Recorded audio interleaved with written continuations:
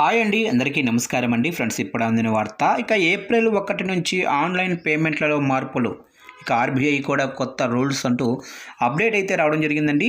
అయితే ఇందుకు సంబంధించిన పూర్తి వివరాలు అయితే మన వీడియోలో తెలుసుకుందామండి. అంటే ఏప్రిల్ 1 నుంచి ఏం కొత్త రూల్స్ మారబోతున్నాయి ఏంటి అనేది క్లారిటీగా తెలుసుకుందామండి. వీడియో మాత్రం పూర్తి వరకు చూడండి ఫ్రెండ్స్, అప్పుడే మనకి పూర్తి సమాచారం అయితే తెలుస్తుంది. లేట్ చేయకుండా టాపిక్లోకి వెళ్ళిపోదాము. ఇక ప్రస్తుతం డిజిటల్ లావాదేవీలు చేసేవారి సంఖ్య గణనీయంగా పెరిగింది. యూపీఐ అందుబాటులోకి వచ్చిన తర్వాత స్మార్ట్ ఫోన్ నుంచే చాలా వేగంగా డబ్బులు పంపించే అవకాశం అయితే లభించింది. అయితే ఇదే సమయంలో సైబర్ మోసాలు కూడా పెరిగాయి.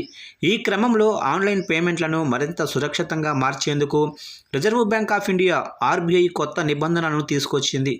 ఏప్రిల్ 1వ తేదీ నుంచి ఈ రూల్స్ అమలు కానున్నాయి. సైబర్ నేరాలు, అనధికారిక లావాదేవీలకు అడ్డుకట్ట వేసేందుకు కఠిన నిబంధనలను తీసుకొస్తుంది. ముఖ్యంగా మల్టీ ఫ్యాక్టర్ అథెంటికేషన్ ప్రక్రియలో రానున్న మార్పులు వినియోగదారుల డబ్బుకు అదనపు రక్షణ కవచంలా మారనున్నాయి. ఇక ఏప్రిల్ 1వ తేదీ నుంచి అన్ని డిజిటల్ లావాదేవీలకు కనీసం 2 రకాల భద్రతా ప్రమాణాలను పాటించాల్సి ఉంటుంది. కేవలం ఒక పాస్వర్డ్ లేదా ఓటీపీ మాత్రమే కాకుండా అదనపు సెక్యూరిటీ లేయర్ను రిజర్వ్ బ్యాంకు తప్పనిసరి చేసింది. 2 ఫ్యాక్టర్ అథెంటికేషన్ తప్పనిసరిగా చేయాల్సి ఉంటుంది. అంటే పాస్వర్డ్స్, పిన్ నెంబర్స్, ఎస్ఎంఎస్ ఆధారిత ఓటీపీలు లేదా సాఫ్ట్వేర్ ఆధారిత అథెంటికేషన్ వంటివి అదనంగా ఉపయోగించాల్సి ఉంటుంది. ప్రతి ట్రాన్సాక్షన్కు ఒక ఫ్యాక్టర్ అథెంటికేషన్ అనేది ప్రత్యేకంగా జనరేట్ చేయాల్సి ఉంటుందని ఆర్బీఐ తెలిపింది. బ్యాంకులు హై రిస్క్ ట్రాన్సాక్షన్ల విషయంలో అదనపు తనిఖీలు చేయాలి.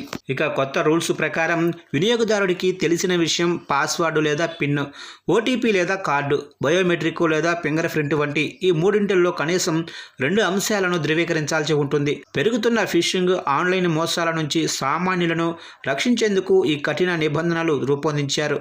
హ్యాకర్లు ఒక భద్రతా కోడ్ను తిరస్కరించిన 2వ లేయర్ భద్రత వల్ల ట్రాన్సాక్షన్ పూర్తి చేయడం వారికి కష్టమవుతుంది. ఇక ప్రతి లావాదేవీ జరిగిన వెంటనే వినియోగదారులకు ఎస్ఎంఎస్, ఈమెయిల్ లేదా ఇన్-యాప్ నోటిఫికేషన్ల ద్వారా తక్షణ సమాచారం అందేలా బ్యాంకులు, పేమెంట్ గేట్వేలు చర్యలు తీసుకోవాలి. ఆన్లైన్ వెబ్సైట్లు లేదా యాప్స్లలో కార్డు వివరాలను సేవ్ చేసేటప్పుడు టోకెనైజేషన్ ప్రక్రియను మరింత పటిష్టం చేయనున్నారు. దీంతో మీ అసలు కార్డు వివరాలు వ్యాపారులకు తెలియకుండా గోప్యంగా ఉంటాయి. ఆటో డెబిట్ లేదా సబ్స్క్రిప్షన్ల విషయంలో వినియోగదారుడి ముందస్తు అనుమతి లేకుండా ఎలాంటి అదనపు ఛార్జీలను వసూలు చేయకూడదు. ప్రతి పేమెంట్కు ముందు రిమైండర్ పంపాలని ఆర్బీఐ స్పష్టం చేసింది. ఇక రిజర్వ్ బ్యాంక్ ఆఫ్ ఇండియా తీసుకొస్తున్న ఈ కొత్త మార్పులు ఆన్లైన్ చెల్లింపుల ప్రక్రియను మరింత పటిష్టం చేస్తుంది. దీర్ఘకాలంలో వినియోగదారుల ఆర్థిక భద్రతకు ఎంతో మేలు చేస్తుంది. ఇక ఏప్రిల్ 1 నుంచి మీ బ్యాంకింగ్ యాప్స్ లేదా పేమెంట్ వ్యాలెట్లలో ఈ కొత్త భద్రతా ఫీచర్లను రానున్నాయి. వాటిని గమనించి పేమెంట్లు చేయాలని వినియోగదారులకు బ్యాంకులు సూచిస్తున్నాయి.